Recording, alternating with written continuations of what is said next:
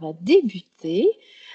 Bonjour et bienvenue à tous. Je me présente Nadia Villeneuve. Je suis bibliothécaire responsable de l'éducation ouverte et des REL à l'Université Laval, mais également coordonnatrice à la Fabrique REL et je travaille très fréquemment avec Claude Potvin ici. Je co-organise également le mois de l'éducation ouverte avec ma collègue Marianne Dubé. Nous sommes heureuses aujourd'hui de vous accueillir pour cette deuxième partie de trois activités nommées la vitrine REL. C'est un moment qui est quand même assez incontournable dans le mois de l'éducation ouverte parce que cet événement vous permet de découvrir toutes les nouvelles REL francophones, ou du moins plusieurs REL francophones qui se sont développées ou qui sont en développement durant l'année. À propos de cette thématique, je vous le rappelle, c'est quelque chose qu'on a choisi particulièrement à l'ouverture. On veut que les gens pensent à ouvrir, à faire des initiatives qui permettent de mettre en lumière leur savoir. Et en raison de tout ça, je vous invite à participer à cette séance avec ouverture, curiosité et surtout de ne pas hésiter à poser vos questions, à intervenir avec les présentateurs qui mettent tout leur cœur avec ces projets-là qu'ils ont développés et ils sont heureux aujourd'hui de vous les présenter. Avant de laisser la parole à vos co-animateurs, Mélanie et Claude, je vous partage de nouveau la programmation du mois de l'éducation ouverte, parce que vous savez, il reste vendredi, mais également la semaine prochaine avec des activités fantastiques. Alors, de ce pas, je partage. Et ceux qui viennent d'arriver, si vous vouliez bien peut-être partager votre établissement d'attache et votre profession, ça serait très apprécié. Sur ce, je vous laisse la parole. Merci beaucoup, Nadia. Bienvenue tout le monde à cette deuxième partie de la vitrine REL. Donc, je suis Mélanie Brunet, bibliothécaire du droit d'auteur et de l'apprentissage abordable à l'Université d'Ottawa. La vitrine REL, c'est une collaboration entre la Bibliothèque de l'Université d'Ottawa et la Fabrique REL. Je suis accompagnée aujourd'hui de mon co-animateur, Claude Potvin, qui est conseiller pédagogique à l'Université Laval. Bonjour tout le monde. Ouais. J'ai dit bonjour tout le monde. OK, excuse, je pensais que j'avais dit quelque chose de... OK, bon, excuse-moi là. J'allais ajouter que Claude accompagne des créatrices et des créateurs de ressources éducatives libres par le biais de la Fabrique REL depuis quelques années maintenant. Donc, il connaît intimement plusieurs des projets. Donc, on va commencer sans plus tarder. On a 5 présentations aujourd'hui. Donc, c'est 5 présentations éclairs de 10 minutes. Chaque présentation va être suivie de 5 minutes pour des questions. Vous pouvez mettre vos questions dans le clavardage ou vous allez avoir la chance aussi de les poser de vive voix durant ces 5 minutes-là. Donc, c'est ça. Sans plus tarder, on va commencer. La première personne qui présente aujourd'hui, c'est Isabelle Giroux, qui est professeure à l'École des sciences de la nutrition, à la Faculté des sciences de la santé à l'Université d'Ottawa. Elle va nous parler aujourd'hui de la formation avec module virtuel de simulation interprofessionnelle sur l'offre active des services sociaux et de santé en français. C'était long comme titre, mais ça couvre beaucoup de choses. Donc, je vous laisse la parole, Isabelle. Merci beaucoup, premièrement, de cette introduction et de m'avoir invité à partager avec vous les ressources REL qu'on a développées. Puis j'ai hâte aussi d'entendre les autres personnes. Donc, je vais partager mon écran avec la présentation. Est-ce que vous voyez mon écran? Oui? OK. Oui. Donc, là, je vais minimiser. OK, parfait. Donc, encore une fois, merci. Je suis Isabelle Giroux, je suis une diététiste professionnelle et je fais partie d'une équipe interdisciplinaire avec Chris Carrel-Kegnessen, Jacinthe Savard et plusieurs autres collègues que je vais vous présenter vers la fin ou à travers cette présentation. Et je fais partie du GREFOPS et du réseau Force Santé en contexte minoritaire, ainsi que de l'Institut du savoir Montfort. Donc, j'essaie de réduire. OK, j'essaie de passer à la diapo suivante. Ça ne fonctionne pas. OK, je vais essayer de passer à la diapo suivante. Oui. Donc, le plan de la présentation, je vais commencer par une introduction. Vous mentionnez l'offre active des services sociaux et de santé en français, son importance et de la formation justement à l'offre active qui vise les professionnels futurs et actuels.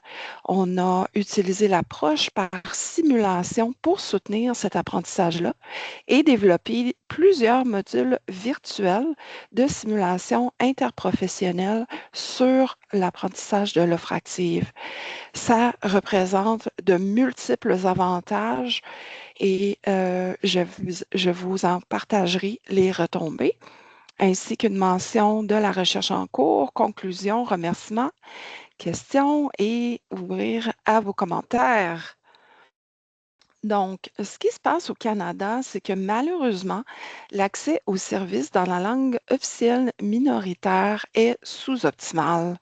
Comme on peut voir ici avec des statistiques qui ont été présentées par Statistique Canada en 2024, le pourcentage d'adultes de langue officielle minoritaire qui, de manière générale, ont toujours ou souvent reçu des services ou des soins de santé dans leur langue représentait seulement 43% des adultes de langue française au Canada hors Québec et pour les adultes de langue anglaise au Québec, seulement 52%. Donc, la formation à l'offre active représente une opportunité en or de réduire cette problématique en faveur des soins de qualité pour les membres des communautés de langue officielle en situation minoritaire, dont les francophones. Alors, le manque d'accès aux services sociaux et de santé dans la langue de préférence occasionne des enjeux importants relativement aux soins, la qualité des soins pour les communautés francophones en situation minoritaire. Les institutions d'enseignement et de soins doivent donc préparer les professionnels futurs, mais également actuels en santé, services sociaux et gestion des services de santé à cette réalité. Peuvent le faire en enseignant l'offre active des services dans les deux langues officielles. L'offre active, c'est quoi? C'est une compétence transversale qui consiste à offrir proactivement, dès le premier contact, les services sociaux et de santé en français et en anglais, sans attendre que la personne le demande, puis à soutenir le choix de la personne à travers le continuum des services. Pourquoi est-ce important l'offre active? Bien, il s'agit d'anticiper les besoins linguistiques, de soutenir l'égalité d'accès aux services sociaux et de santé, et ça permet d'améliorer la relation usager-prestataire. C'est une approche inclusive qui respecte la culture linguistique minoritaire, crée un environnement inclusif, accueillant pour les communautés en situation linguistique minoritaire et renforce le sentiment d'appartenance et de confiance envers les services.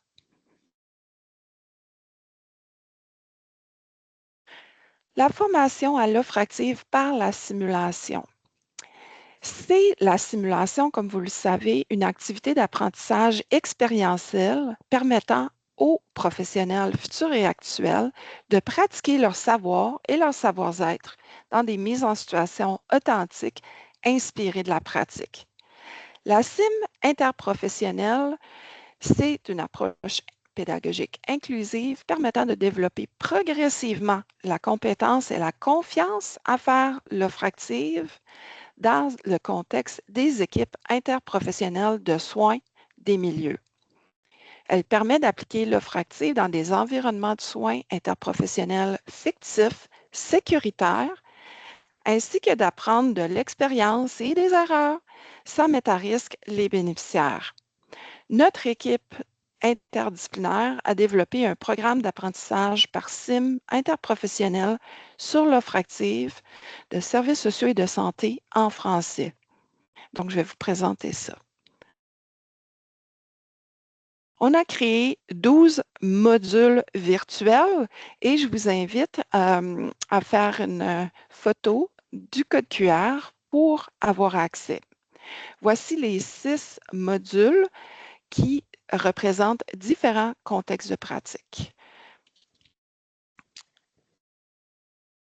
Donc, 6 sont en français et 6 sont en anglais.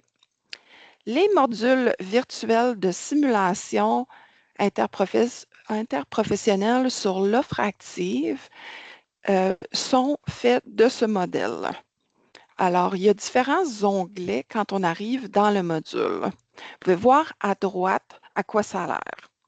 Premièrement, il y a le pré-prévage qui permet de faire une préparation à la simulation et le pré-prévage inclut une vidéo que je vais vous montrer qui est une ressource réelle. On voit les résultats d'apprentissage également qui ont permis de développer la simulation, mais aussi de guider les apprenants qui peuvent faire une auto-évaluation sur ces résultats d'apprentissage avant et après la simulation. Il y a la simulation comme telle avec des vidéos, des points de décision et de la rétroaction qui est obtenue à chaque étape. Il y a différentes options de débreuvage, dont un débreuvage asynchrone. On a inclus le témoignage d'un ou une partenaire qui a une expérience significative dans le contexte de la simulation à l'intérieur de chaque module qui ont été justement co-créés avec des experts et des personnes partenaires. Chaque module dure environ une vingtaine de minutes. Le public cible, c'est les professionnels futurs et actuels. Donc, la courte vidéo que je vous mentionnais, qui est une ressource éducative libre pour toutes les personnes, je vous invite à aller voir au site du GREFOPS, indiqué à droite, pour avoir accès. Donc, pourquoi créer ces ressources? Il y a plusieurs avantages. Évidemment, ça permet d'augmenter l'accès, l'équité, l'inclusion, la sensibilisation au contexte de langue en situation minoritaire. Ça donne la flexibilité pour les personnes d'aller voir finalement leur propre rythme de la façon qu'ils veulent et ça fait la promotion des meilleures pratiques. À l'intérieur des modules, comme je vous mentionnais, c'est très interactif. Il y a des scénarios filmés, puis il y a des questions qui sont demandées. Donc, vous pouvez voir ici une question qui est posée et si l'apprenant choisit la réponse compétente qui démontre l'offre active, la compétence, ils vont avoir une rétroaction positive pour renforcer ce comportement. Si toutefois ils choisissent une option qui n'est pas aussi optimale, à ce moment-là, il va avoir de la rétroaction donnée pour guider l'apprenant qui sera appelé à nouveau à refaire un choix jusqu'à l'obtention de la réponse optimale, compétente, et ainsi de suite jusqu'à la complétion de la simulation du module. La rétroaction a été vraiment tellement positive que là, on développe de plus en plus ces modules-là et les apprenants des milieux d'éducation, ainsi que maintenant on travaille dans la communauté avec des institutions pour offrir ces simulations-là à travers les modules. Donc, voici des exemples de rétroaction de personnes apprenantes de différents programmes en santé et services sociaux de l'Université d'Ottawa. Les mises en situation m'ont permis de mieux comprendre l'importance de l'offre active en français et de développer ma confiance à communiquer avec les patients dans leur langue. Elles m'ont aussi permis de réfléchir face à certaines situations réelles et d'enrichir mon jugement critique. Une autre personne a dit « Une bonne formation pour les étudiants qui entament un parcours dans le domaine des soins de santé. Cela permet de sensibiliser dès le départ. C'est aussi bien que toutes les disciplines du domaine de la santé soient informées, puisque à la fin de la journée, nous formons une équipe collaborative pour prendre soin des gens. Être sur la même longueur d'onde peut faire une différence dans les soins que nos patients recevront. Les avantages de ces modules-là sont nombreux. Ils offrent de la flexibilité dans l'horaire des personnes apprenantes de le faire dans leur temps. Ils donnent la possibilité de réfléchir à son rythme pour une variété de professionnels futurs et actuels de nombreuses disciplines. Ils permettent un apprentissage progressif et d'élargir la pratique des connaissances reliées à l'offre active dans différents contextes. J'appelle ça comme des petites bouchées d'apprentissage. Ils permettent d'observer, à l'aide des vidéos, les comportements qui sont compétents en offre active. En même temps, quand on n'a pas les bons choix, ils permettent aussi de voir des vidéos qui montrent les conséquences des comportements moins appropriés chez les individus qu'on sert. Le débreuvage asynchrone est intégré comme une possibilité de débreuvage et il favorise le débreuvage, la consolidation des apprentissages. On peut également, comme éducateur, utiliser la possibilité de faire des débreuvages synchrones. Ça l'aide également à augmenter la sécurité psychologique de nos apprenants. On a trouvé que cette approche permet de réduire l'anxiété des apprenants. Il y a souvent des craintes par rapport à ne pas agir de façon compétente et nuire aux soins des individus. La recherche en cours nous permet présentement d'évaluer des apprentissages par simulation interprofessionnelle pour les services sociaux et de santé en français en milieu linguistique minoritaire à travers le Canada. On essaie de soutenir par le biais d'un partenariat national les établissements désirant améliorer la formation à l'offre active des professionnels futurs et actuels, à la fois anglophones et francophones, par le biais d'une formation par simulation interprofessionnelle sur l'offre active, incluant avec les modules que je viens de vous présenter. Ça va nous permettre plus précisément de créer une communauté de pratiques pérennes, d'évaluer et bonifier la formation à l'offre active de services en français et de déterminer l'impact de cette formation pour les professionnels, les personnes recevant les soins, les programmes de formation, ainsi que les milieux de soins. N'hésitez pas à nous rejoindre à griffopsuottawa.ca si ça vous intéresse. En conclusion, l'offre active des services sociaux et de santé en français supporte la qualité des services aux membres des communautés francophones en situation minoritaire. La formation par simulation en contexte interprofessionnel permet aux professionnels futurs et actuels de développer progressivement leurs compétences en offre active. L'investissement continu dans les ressources éducatives libres est important pour augmenter l'accès à l'éducation et à la formation. Les ressources liées à la formation en offre active que nous avons développées sont disponibles si vous prenez note du code QR à droite. On veut remercier tous les appuis qu'on a eus de différentes sources de financement, ainsi que nos nombreux partenaires à travers le développement de ces projets. Et notre équipe inclut plusieurs professionnels de multiples disciplines, plusieurs personnes étudiantes et collaborateurs, en plus de ceux et celles mentionnés. Si vous avez tout intérêt ou toute question, n'hésitez pas à contacter le GriffOps et à visiter notre site web. Et je vais m'arrêter ici pour vos questions et commentaires. Merci beaucoup, Isabelle. Je vois quelqu'un qui applaudit virtuellement. Oui, donc si vous avez des commentaires, des questions, on va prendre quelques minutes. Vous pouvez lever la main pour poser votre question ou Claude, si tu veux. Ta main était levée en premier, donc je vais aller avec toi. Oui, mais comme je suis animateur, je vais laisser la parole à la deuxième.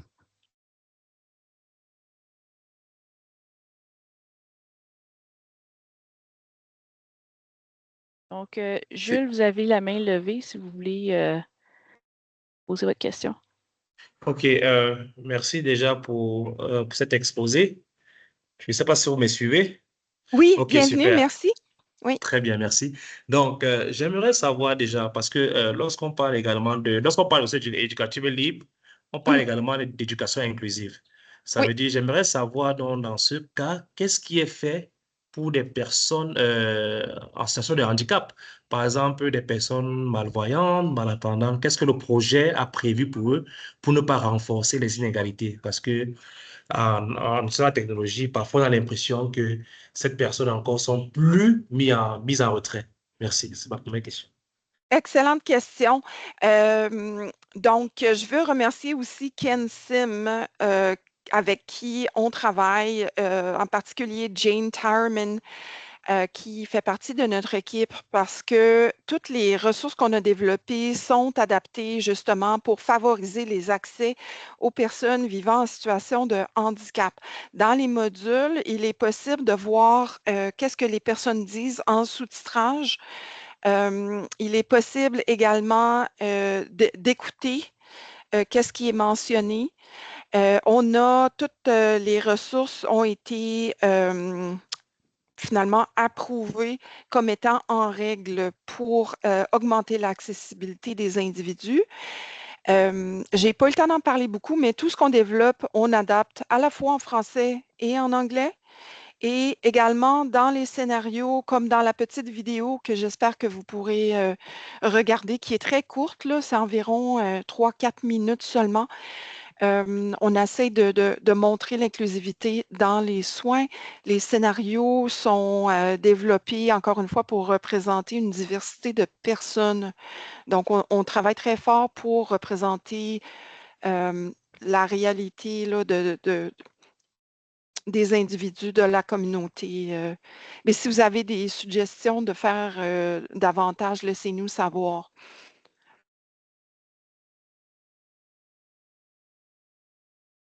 Peut-être pour mentionner ceux qui ont manqué votre code QR, j'ai partagé dans le clavardage le lien vers votre ressource. Merci énormément, c'est gentil.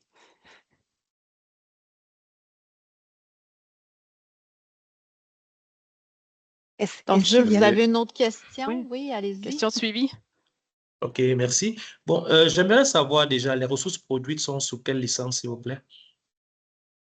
Donc, la petite vidéo qui est produite est complètement ouverte là, en libre accès. Et donc, vous pouvez l'utiliser finalement là, dans vos éducations, vos présentations.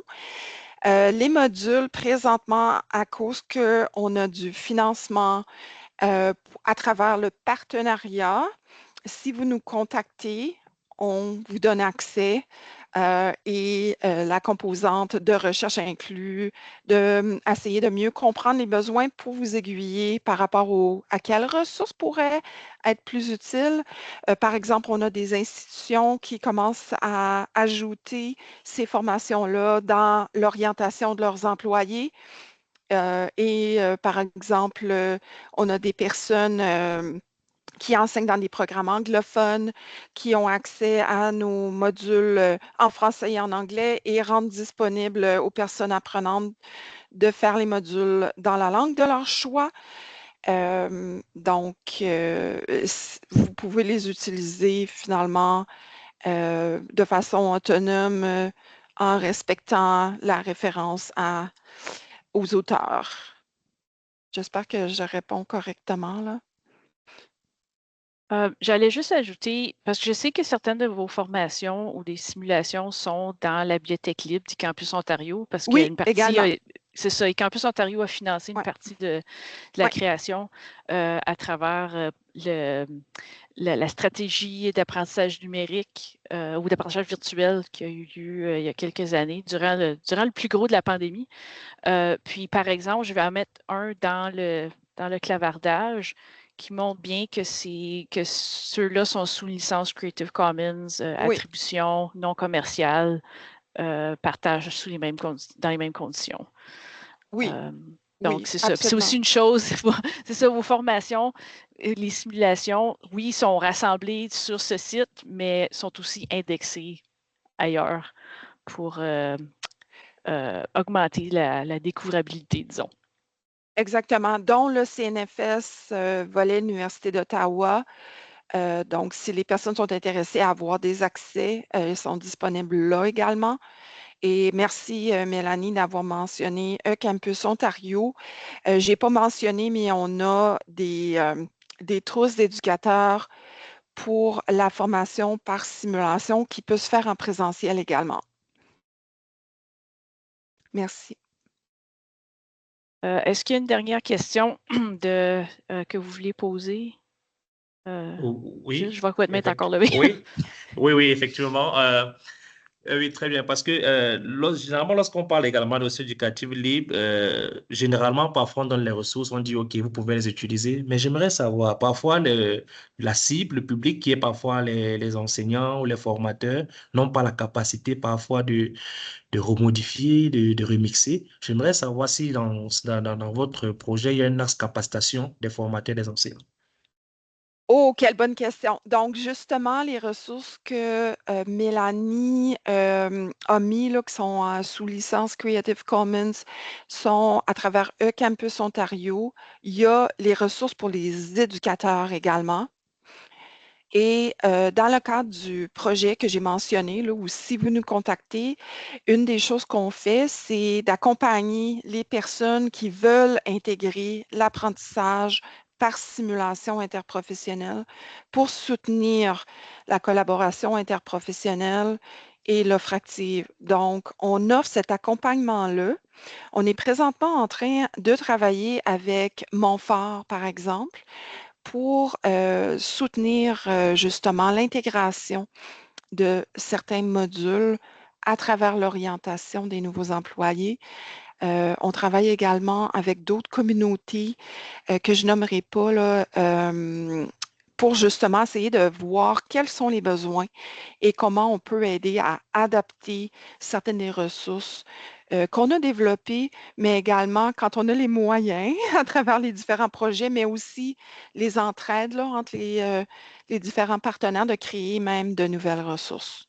Donc, surveillez le site du GRIFOPS parce qu'on est en train présentement de développer 5 nouveaux modules d'apprentissage.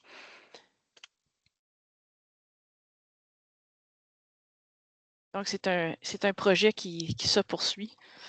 Absolument.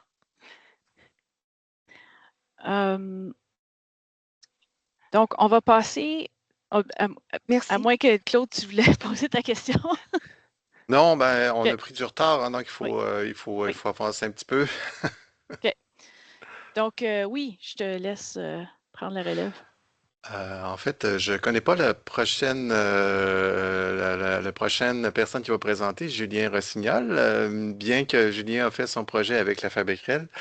Il faut vous expliquer que cette année, depuis cette année, en fait, la Fabriquerel a inauguré un nouveau volet d'appel à projet qu'on a appelé appel à projet permanent, mais en réalité, c'est pas un bon nom parce que on a eu plusieurs demandes, puis l'argent est parti en 2 mois à peu près, là. Donc, c'était pas du tout permanent. Mais ça va peut-être revenir cette année, donc des projets de plus petite ampleur. Alors, Julien est chargé de cours au département de génie électrique et l'informatique de l'Université de Sherbrooke. Alors, Julien, je vous laisse la place. Merci beaucoup, Claude. Est-ce que tout le monde voit bien mon écran? Oui, très bien. Oui, donc comme Claude l'a dit, mon projet a été financé là, par le Fonds de soutien permanent de la Fabrique Réelle. En fait, il est tout frais parce que le dépôt, on essayait de le faire cette semaine. Ça va probablement être lundi prochain, mardi prochain que le dépôt va se faire officiellement. Donc, vous allez pouvoir utiliser ça dans les prochaines semaines. Donc, le projet s'appelle le Cioscope virtuel c'est pour tout ce qui va toucher à l'enseignement de l'électricité, que ce soit au cégep au niveau technique, au préuniversitaire aussi dans les cours d'électricité, de magnétisme, géomatique, génie électrique, génie informatique, physique. Il y a toujours des notions d'électricité, mais même je pourrais avoir une adaptation au secondaire là, pour les cours d'électricité qui sont utilisés là-dedans. Donc, pour ceux qui sont peu familiers, le oscilloscope, c'est un peu l'outil par excellence de mesure des gens en électronique. on a souvent en tête, il y a beaucoup de gens à la maison qui vont avoir un multimètre là, qui va permettre de mesurer une tension électrique. Le Oscilloscope, c'est un peu une version beaucoup supérieure à cet outil-là parce qu'on va pouvoir voir la tension électrique évoluer à travers le temps. Donc, ça nous donne vraiment une bonne idée des signaux électriques. Puis, c'est un outil qu'on utilise tout le temps. Donc, d'où est-ce qu'est venu le projet? En fait, c'est que il y a 2 ans, j'ai participé à un projet d'innovation pédagogique dans lequel on développait des modules mathématiques avec indépendants que les étudiants faisaient à leur propre rythme.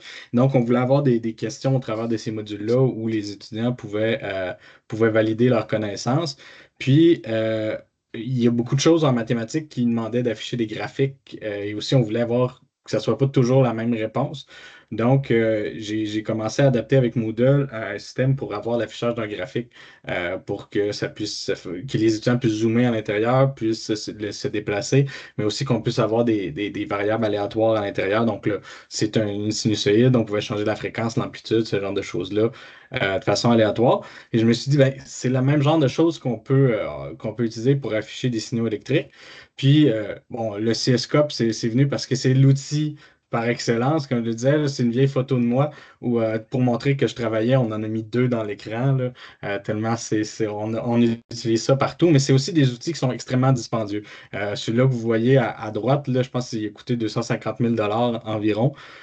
Puis l'autre à gauche est un peu moins dispendieux, mais il est quand même des fois les milliers de dollars. Donc, on parle d'outils que les étudiants n'ont pas accès nécessairement tout le long de leur formation. Des fois, c'est très limité, c'est sous surveillance. À Sherbrooke, on est chanceux, les étudiants, on n'a pas besoin d'être surveillés, mais ça reste que c'est un accès qui est limité, qui est pas nécessairement tout le long de l'apprentissage. Puis aussi, ben, lors des évaluations, c'est pas nécessairement pratique de leur faire utiliser les oscilloscopes parce qu'on a une quantité limitée. Puis quand on est au cégep, moi je sais qu'à Chicoutimi, dans mon cégep, on en avait quelques-uns, on a pu toucher, mais c'était avec des écrans cathodiques, ça commençait à être désuet. Je ne sais pas s'ils ont remplacé depuis ce temps-là, ça fait quand même longtemps, mais l'accès à ces équipements-là est quand même complexe, c'est difficile à cause du prix, à cause aussi de maintenir les équipements, là, les sondes avec lesquelles on voit que j'ai dans la main sur cette photo-là, coûtent quand même cher à remplacer, donc quand il y a un libre accès, des fois ça peut être compliqué.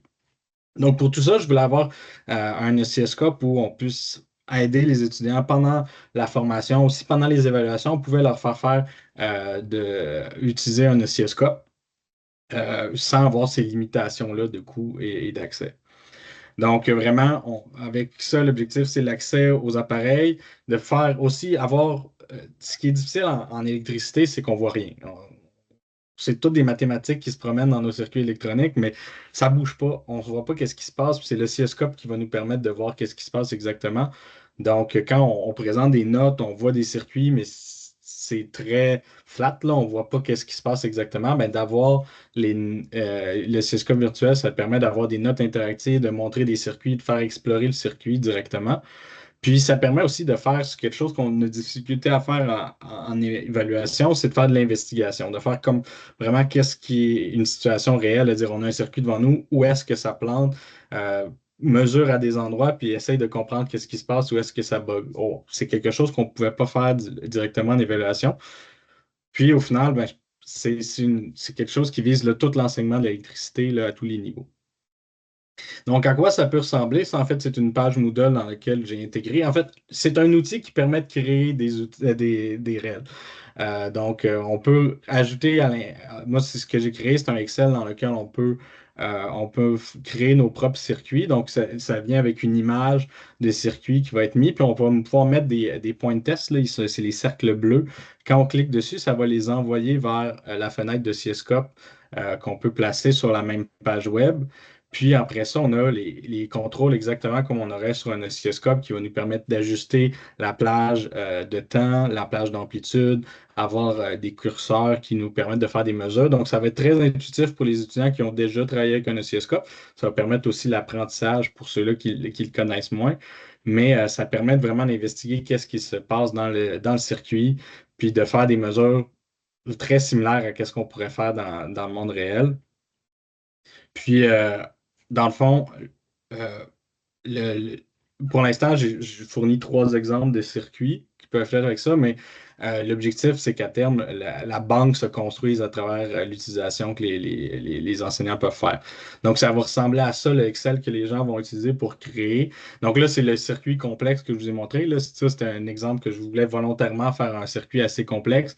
Mais dans le fond, chaque ligne, c'est soit l'image du circuit qu'on a, soit ceux-là qui sont de type point, c'est les points de test. On dit la localisation, puis la fonction mathématique à afficher. Puis après ça, on a aussi des moyens d'afficher directement du texte sur l'image. Par exemple, si on veut utiliser la même image de circuit, mais changer des valeurs à l'intérieur pour avoir plusieurs versions. Puis ça permet aussi de s'intégrer là, avec des générateurs de variables aléatoires, notamment sur Moodle.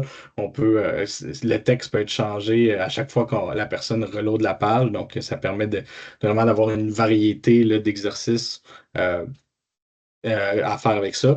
Puis là, à droite, c'est tout ce qui est un peu pour de la configuration. Ça vient avec un guide d'utilisateur, une série de vidéos aussi pour expliquer tout le fonctionnement de comment ce Excel-là fonctionne. Puis à la fin, on pèse sur générer, ça nous génère le fichier, puis on peut l'inclure dans n'importe quelle page web. Donc, ça vient, comme je disais, avec une série de vidéos. Il y en a une principale pour expliquer comment se faire un circuit. Après ça, il y a une petite subtilité quand on veut l'utiliser en évaluation. Donc, une petite vidéo pour l'expliquer, puis aussi comment l'intégrer avec des générateurs de variables aléatoires. Puis, j'en veux une réelle vivante parce que l'objectif, c'est de permettre de créer les circuits qui vous sont utiles dans l'enseignement de l'électronique, de l'électricité. Donc, moi, j'ai fourni quelques exemples, mais personnellement, j'en enseigne pas l'électricité en ce moment. Donc, j'ai pas nécessairement besoin de me créer des circuits, mais il y a un GitHub en ligne où les gens, je vous invite à m'envoyer des exemples si vous en concevez, pour qu'on puisse avoir une espèce de banque de circuits disponible à tous pour réutiliser à travers les différents programmes qui pourraient être intéressés à utiliser le CSK virtuel. Donc là, le dépôt n'est pas fait officiellement, donc c'est le lien vers le GitHub que j'ai, mais c'est exactement ce qui va se trouver sur la page du dépôt là, de la Fabrique REL dès la semaine prochaine, normalement. Je vous remercie. Merci beaucoup, Julien. Fort intéressant, ce genre de projet. D'autant plus qu'il est de nature un petit peu collaborative, là, hein. Je veux dire, on sent qu'il va se continuer, puis Ouais, que on espère, on fait en tout cas. appel, on fait appel aux gens pour Ce qui est bien, si j'ai bien compris, là, l'idée, étant donné que c'est un simulateur, là, il suffit maintenant de l'alimenter avec les propositions de type de circuit. En fait, Ouais. c'est bien ça, hein? Oui, ça peut être très, très simple. Les exemples, il y en a qui ont juste 4 points où on pourrait en mettre des centaines, là, il n'y a pas de limite. Fait que c'est assez flexible. La plus grosse limitation, c'est qu'il faut qu'on ait une définition mathématique de qu'est-ce qu'on veut montrer. Donc, des fois, en génie électrique, on a plein de points puis on va tracer. Le simulateur n'est pas capable de le prendre dans ce cas-là. Fait que pour les gens qui voudront designer, il y a quand même quelques limitations sur qu'est-ce qu'on peut montrer, mais déjà, pour les cas idéaux qui sont ce qu'on va présenter 90% du temps, ça fait le travail. Je regarde s'il y a des mains levées pour des questions à Julien. Je vois qu'il y a un échange sur le chat, mais je pense que c'est avec Isabelle, hein, si j'ai bien compris. Donc, c'est l'autre projet avant. Euh, d'accord. Donc, est-ce qu'on a des questions à Julien? Moi, j'avais une autre question qui me venait. Moi, j'ai vu bon, j'ai perdu le nom de l'application. Comment il s'appelle? GeoGebra, GeoGebra. Ah, c'est ça que vous avez ouais. utilisé derrière. Ouais. À quoi il a servi, GeoGebra? Ben, Exactement. GeoGebra, c'est un peu l'équivalent d'Esmos, là. Il y a des gens qui utilisent un peu les deux, mais c'est essentiellement une calculatrice graphique en ligne. Puis c'est elle qui fait tout l'affichage de l'oscilloscope. Là. Ce qui est en bas, essentiellement, c'est que moi, je jase avec GeoGebra directement dans le code que je génère là, dans le Excel pour faire afficher les fonctions que je veux.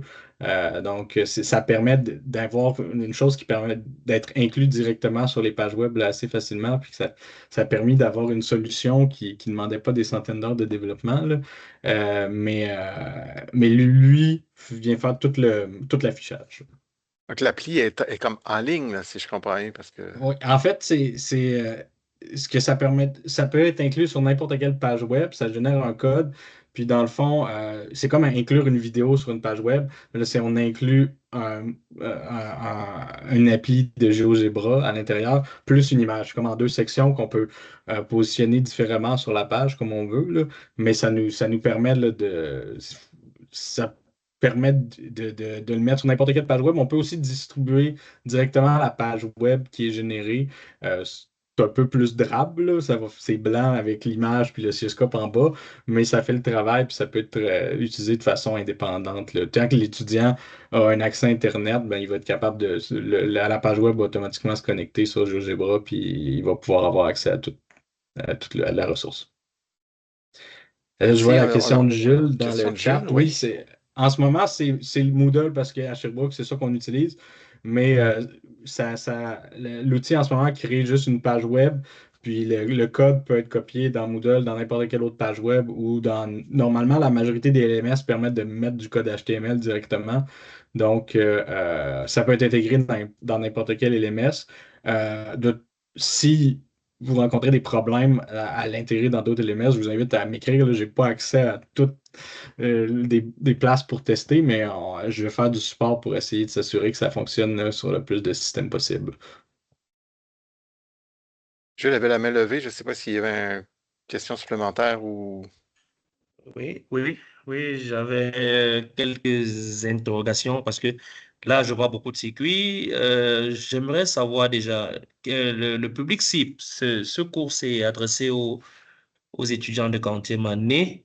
Et puis, clairement, quel est l'objectif vraiment de... J'ai pas bien compris l'objectif de ces circuits-là. C'est-à-dire que c'est de les produire ou alors, je n'ai pas bien compris l'objectif de faire ce circuit, en Je vais fait. juste me permettre, là, parce que le temps passe, on est déjà à 10 minutes de retard. Alors, Julien, je vais vous demander une réponse courte d'une petite minute. Puis, s'il y a Ouais. d'autres questions, j'invite peut-être Jules à contacter directement Julien, parce que sinon, étant donné qu'on a un horaire déjà pré-programmé d'avance, là, on prendrait trop de retard. D'accord, c'est compris.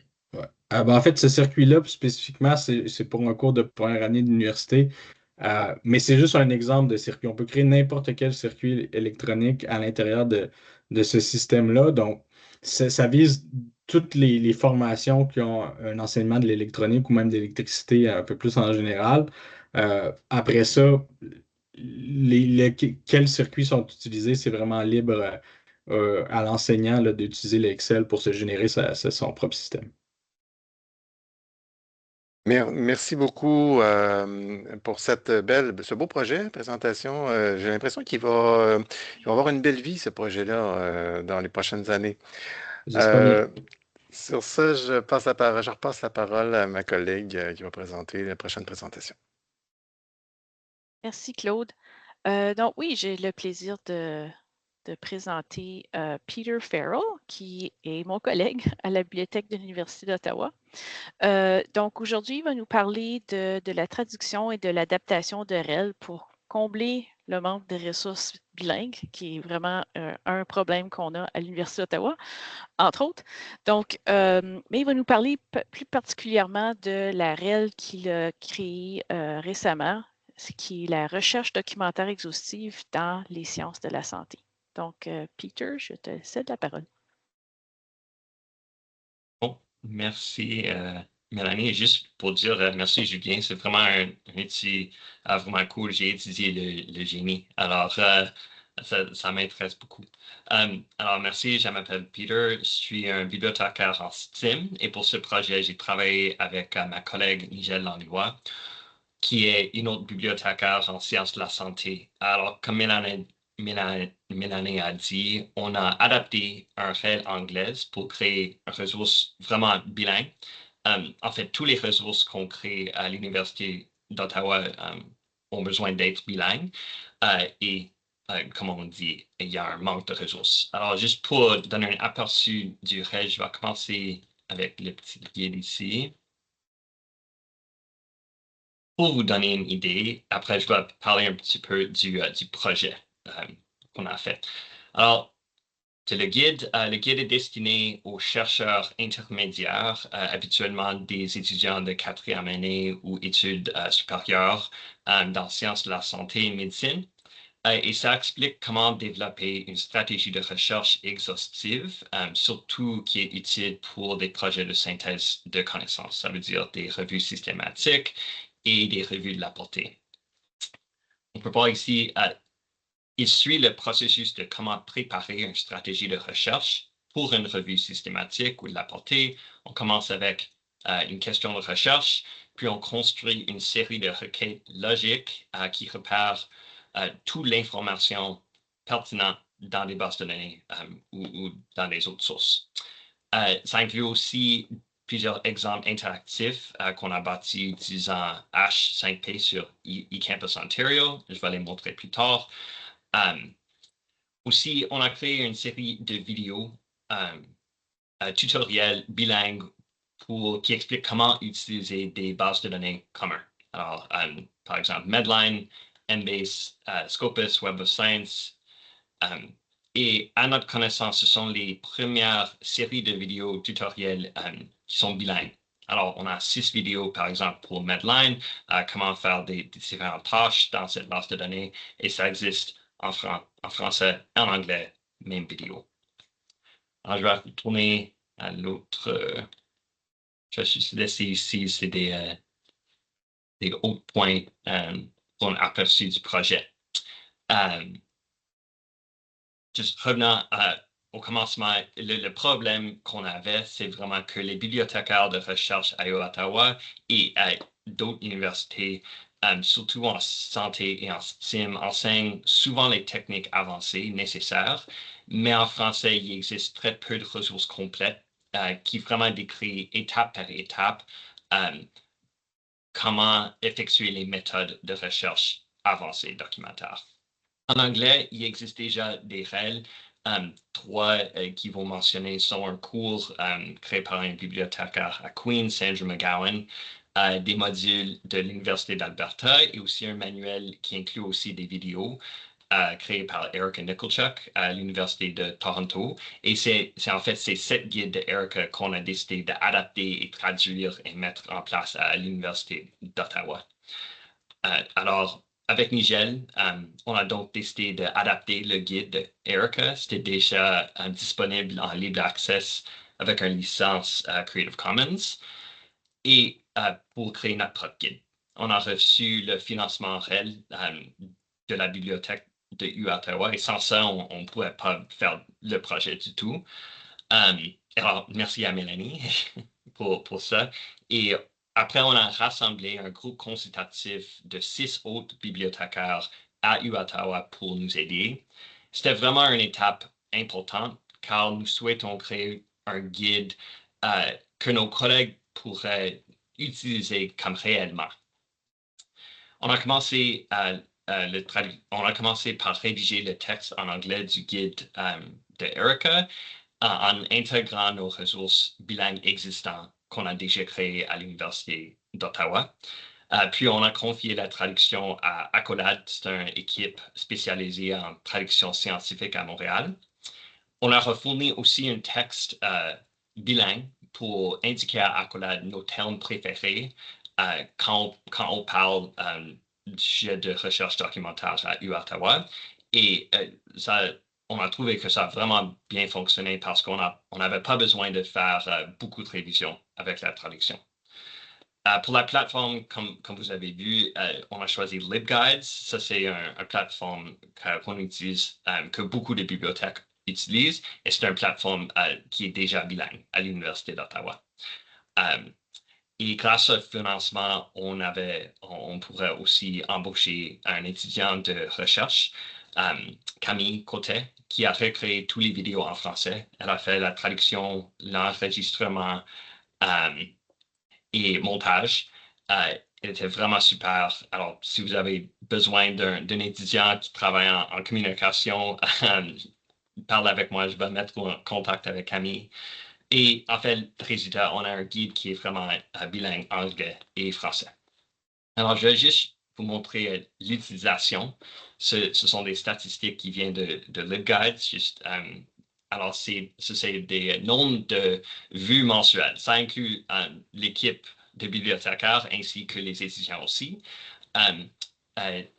le petit bord jaune, c'est quand on a lancé le REL juillet passé, alors c'est les 9 mois après ça. En anglais, le guide en anglais, c'est les barres bleues et les barres violets, ce sont les vues du guide français. Alors, juste pour vous dire, c'est utilisé. Les étudiants, généralement, utilisent le guide anglais plus qu'en français. Ce n'est pas une grosse surprise pour nous. Mais juste, j'ai pas mis ici, mais avec une comparaison d'un autre guide que j'ai fait, un guide pour biologie, c'est vraiment les numéros sont 4, 5, 6 fois plus hauts. Alors, le guide au moment, c'est vraiment utilisé. Et je veux vraiment savoir, après cette présentation, si les vues du guide montrent encore. On verra. Alors, juste, je voudrais attirer votre attention sur certaines fonctionnalités particulières du guide. J'ai déjà parlé des vidéos, mais j'aimerais aussi souligner quelques choix qu'on a fait pour améliorer l'accessibilité du contenu.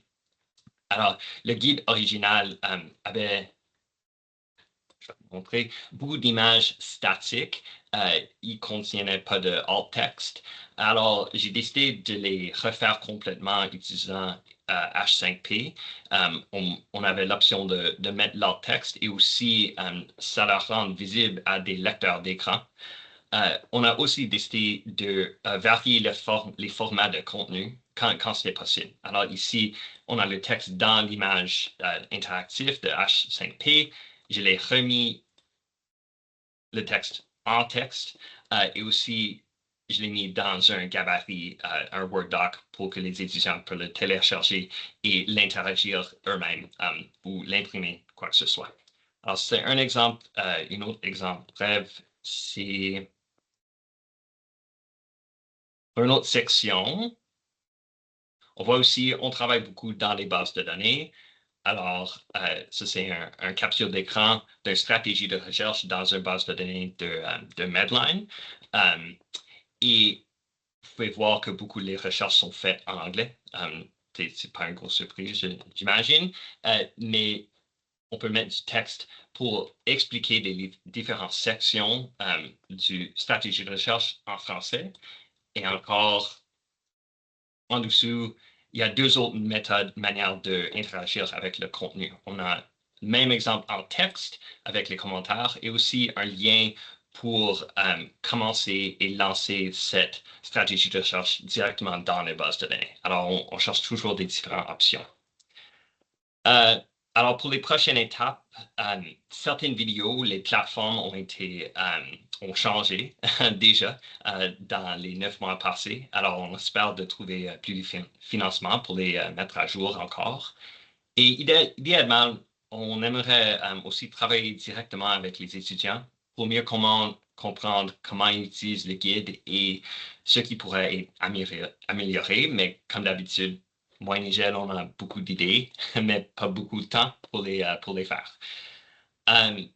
Alors, si vous avez des commentaires, on veut vraiment les entendre. Si vous voulez adapter le guide pour votre université ou dans vos cours, on vous encourage de nous parler ou on peut parler avec vos bibliothécaires aussi. Alors, et merci.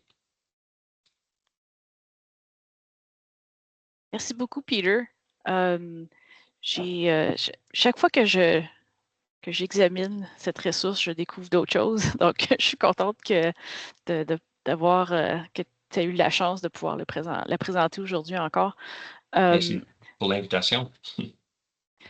Donc, je vois qu'il y a une main levée. Est-ce que c'est une question pour Peter? Oui, en fait, Oui. c'est pour remercier puisque nos programmes bénéficient énormément de cette ressource adaptée en français. Nous avons de nombreux programmes qui sont offerts en français, qui sont pour certains les seuls offerts en français en situation minoritaire au Canada ou parmi les seuls. Et donc, ça nous aide vraiment aussi dans nos collaborations avec les institutions qui offrent les services en français d'avoir toutes ces ressources en français. Merci, merci beaucoup. Ben, je l'apprécie. Absolument, c'est la raison qu'on l'a fait. Et juste pour répondre comme une question de Jules dans le clavardage, pas mal identique en anglais et en français. Il y avait des vidéos en anglais qu'on a décidé de ne pas traduire parce qu'on savait, par exemple, il y a un base de données Signal, ils ont planifié des majeurs changements. Alors, on savait déjà que la plateforme changera. Alors, on a décidé d'attendre, mais pas mal tout de même. Et en fait, dans le futur, on veut ajouter du contenu uniquement en français pour donner des conseils de comment effectuer des recherches en français pour des sujets en français, parce que c'est pas le même que faire des sujets en anglais. Alors, c'est un autre plan.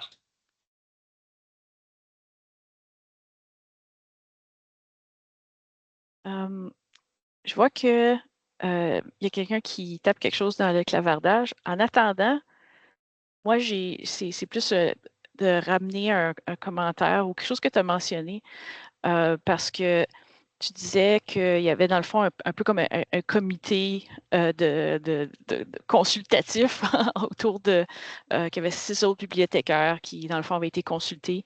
Puis je voulais juste ramener ça parce que je pense que c'est important parce que durant le mois de l'éducation ouverte, il y a toujours un peu quelque chose qui revient au sujet des ressources éducatives libres. Est-ce qu'elles sont évaluées par les pairs?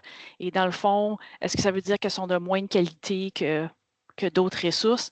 Puis, ce que j'aime de ce que tu as mentionné, c'est que dans le fond, on fait déjà une évaluation par les pairs pendant qu'on crée. Comme on ne fait pas ça en isolation. Donc, c'est un bel exemple que dans le fond, c'était pas juste toi et Nigel, c'était d'autres personnes aussi qui sont impliquées, des experts dans le domaine qui ont leur contribution à faire. Et donc, c'est pas que ça a été créé, puis comme la qualité est là parce que justement, on a parlé aux personnes, on a consulté d'autres personnes. Donc, je voulais juste mentionner ça. Donc, prenez note tout le monde que si cette question-là revient de qualité, c'est important de noter que ça ne se fait pas en isolation. Donc, il y a eu plusieurs paires de yeux qui ont, qui ont passé dessus. Donc, c'est ça. Je ne sais pas si c'est un commentaire de suivi là-dessus. Non, parfait. Je suis d'accord. C'est vraiment un choix pragmatique parce que, comme mes collègues de bibliothécaires, ils enseignent les mêmes sujets que moi. Ils ont vraiment des belles idées. Alors, on voulait améliorer. C'était vraiment une amélioration du contenu en leur encourageant de participer. Donc, c'est très collaboratif. Plus que ça paraît peut-être quand on regarde la ressource. Jules, je vois que vous avez votre main levée si vous avez une question. Oui, merci. J'avais une question. Bon, en fait, je me rends compte que au Canada comme au Cameroun, par exemple, nous avons deux systèmes francophones et anglophones. Bon, déjà, au niveau des curricula, j'ai eu ma réponse. Mais j'aimerais savoir quelle est la bonne pratique. Ça veut dire, nous avons des ressources qui existent dans une langue. Nous voulons aller dans l'autre langue. J'aimerais savoir, dans la bonne pratique, quelle devrait être l'équipe, comment devait être l'équipe de travail? Est-ce qu'on devait associer un traducteur ou alors juste des professionnels? Ça devrait suffire, quoi. Quelle est la bonne pratique à votre avis, s'il vous plaît? C'est peut-être, je peux répondre comme pour notre projet, mais c'est vraiment, je suis d'accord, c'est une bonne question, mais peut-être c'est une question comme plus large que moi. Mais je suis d'accord, c'est une bonne question. Pour nous, on a des différentes compétences dans notre équipe. Comme moi, comme vous sachez, je suis anglophone. J'enseigne en français, mais c'est vraiment avoir Nigel avec moi et particulièrement Marie-Cécile Domecq, qui est un bibliothécaire qui a déjà pris sa retraite. Pour avoir des bibliothécaires francophones, c'était vraiment, vraiment nécessaire. Je ne pourrais pas faire ce projet moi-même, même si j'enseigne en français, à vraiment comprendre la culture des recherches, la culture des termes, la culture des règles et des publications scolaires au Québec et à la francophonie au Canada, c'était vraiment immense importance. Je dirais c'est ça. Quand on a regardé pour nous, j'ai plus de compétences techniques, la montage H5P, du codage qu'on a fait. On cherchait c'est vraiment comme je peux continuer, mais en fait, c'est vraiment regarder c'est quoi le projet, qu'est-ce qu'il a besoin et qu'est-ce qu'on a dans notre équipe. Et si on n'a pas dans notre équipe, comme quelqu'un avec le temps et les compétences techniques pour faire le montage pour les vidéos, ben, on avait le financement de REL pour trouver quelqu'un, Camille, pour faire ça. On n'avait pas le temps pour faire les traductions, même si moi, Nigel et les autres pourraient le faire. Alors, on avait les fonds pour utiliser Accolade. Alors, je dirais que c'est vraiment ça.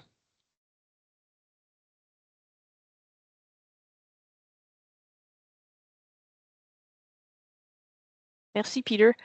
Puis pour ceux peut-être ceux et celles qui sont peut-être pas familiers avec Accolade, qui s'appelait autre chose avant, mais c'est un cabinet de traduction qui en fait une grosse partie aussi de ces services qui sont pour les sciences, en fait. Parce que c'est une autre chose. Traduire juste pour traduire, comme c'est ça, il y a du vocabulaire spécialisé. Donc, mais c'est ça. Donc, Accolade, j'ai participé à un projet qu'on a en fait utilisé Accolade aussi. Donc, c'est un cabinet de traduction comme assez bien connu, là. Donc, puis je pense qu'il y a plusieurs personnes à l'Université d'Ottawa qui les ont utilisés pour des projets. Je ne sais pas que je voulais faire de l'annonce particulièrement pour eux autres, mais juste pour se préciser, c'est quoi. OK. Donc, oh, je ne sais pas c'est qui parle dans le background un petit peu, là. Donc, mais OK. Donc, je pense qu'on va passer à la prochaine présentation. Je vais poser des questions, puis on va reprendre notre temps. Donc, merci beaucoup, Peter. Claude, je te laisse la parole. Oui, merci, Mélanie. En fait, tu ne sais pas, mais tu m'as fait une passe sur la palette. Parce que on parlait de collaboration tout à l'heure, et puis le projet qu'on va vous présenter dans 2 minutes, c'est justement un projet qui est très collaboratif. Il est mené par Sébastien Belland, qui est prof chercheur à l'Université de Montréal en administration et fondement de l'éducation, mais il y a vraiment une collaboration de plusieurs professeurs dans ce projet-là. Je ne veux pas vendre la mèche, Sébastien, je pense que tu vas les présenter, mais il y avait 2, sinon 3 autres représentants d'universités dans ce projet, dans ce beau projet-là. C'est un de nos beaux gros projets de cette année à la Fabrique REL. Alors, sans plus tarder, je laisse la parole à Sébastien. Merci beaucoup, Claude. D'abord, je félicite tout le monde. Peter, on a pris bonne note. Je pense qu'on va utiliser de notre côté à l'Université de Montréal vos belles ressources. Je vais me permettre de partager pour vous montrer ce qu'on a fait. Donc, j'ai 2 collaborateurs principaux plutôt, Michael Cantinotti de l'UQTR, moi-même Sébastien Béland de l'Université de Montréal et Denis Cousineau, donc un collègue de l'Université d'Ottawa. Et on a une équipe de 8 autres personnes qui nous accompagnent, doc, postdoc, bibliothécaire et une graphiste. Donc ici, ce que nous, on a proposé, c'est une nouvelle façon, en fait, d'écrire les résultats d'analyse statistique. Dans le domaine des sciences humaines, sociales et de la santé, on a ce qu'on appelle les normes de l'APA, de l'American Psychological Association. Et ces normes-là, en fait, sont pensées pour la langue anglaise, puis ne fonctionnent pas très, très bien pour la langue française. Donc, il y a des problèmes de virgule, il y a des problèmes de plein de choses qui nous irritent depuis longtemps. Et là, nous, on a décidé de vraiment faire une table rase, de prendre, en fait, l'essentiel et vraiment de repenser les normes de rapport d'analyse statistique pour la langue française. Donc, par exemple, on n'écrit pas 2,25 comme en anglais pour la valeur de 2,25, on écrit 2,25. Donc, il fallait vraiment tout repenser. Et ça nous a amené vers un projet donc, qui a une épistémologie sur les statistiques, comment bien représenter, quels sont les bons résultats à présenter. Et l'idée ici, les amis, est de faire triompher la science forte, évidemment. Donc, on a fait un site Internet qui est un projet qui est complètement open access, complètement décomplexé dans la francophonie. Donc, on laisse faire pour des collègues de l'Afrique subsaharienne, de l'Europe francophone, des gens de la France, par exemple, qui sont dans des départements, donc qui sont à l'extérieur du continent. Donc, on veut vraiment toucher toutes les francophones, donc dans les universités, mais aussi les chercheurs. Donc, voici notre petite équipe. C'est le site Internet qui n'est pas complété. On a l'équivalent de Peter chez nous, c'est Dominique qui est vraiment une perle qui nous a beaucoup aidé cette année. Et notre projet, ça se trouve être quoi? Ça se trouve être un site qui va être déposé officiellement, présenté dans sa première mouture le 1er mai. On est en train de compléter. On va demander en fait une deuxième. On est en train de chercher du financement pour extensionner le travail. Donc, notre bouquin, on l'a appelé comme ça ici, est un livre ici qui est présenté de deux manières, au complet ou chapitre par chapitre. Donc, on pourrait regarder l'onglet chapitre par chapitre. Donc, par exemple, les gens, on a 4 chapitres préliminaires qui nous présentent un peu l'idée derrière nos analyses. Puis là, si par exemple quelqu'un veut comparer deux moyennes, veut faire par exemple utiliser le test T de Welsh, donc va cliquer et là, on a fait des fiches qui sont des fiches standardisées où on a toute la même information. Donc, quelqu'un dans une université, dans un organisme communautaire, dans un organisme fédéral, provincial, veut faire des analyses de comparaison de moyenne. Mais là, on dit en quelques mots, c'est quoi les principales statistiques. On présente comment présenter les résultats en français, donc pour avoir l'approche la plus intéressante possible. Et on présente aussi donc des représentations visuelles de figures qu'on ne retrouve pas du tout dans les documents de l'APA, par exemple. Donc, l'idée est vraiment ici de mieux argumenter, de mieux présenter les statistiques.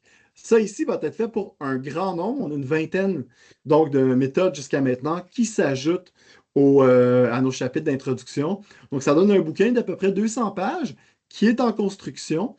Le projet est pensé pour être un projet qui est dynamique, c'est-à-dire que le site Internet, le réel, on est très, très reconnaissant, nous a permis de lancer le projet. Donc, là, ici, on a notre bouquin, notre équipe, mais on va avoir des tutoriels aussi. Donc, par exemple, je reprends l'exemple ici du test T de Welsh.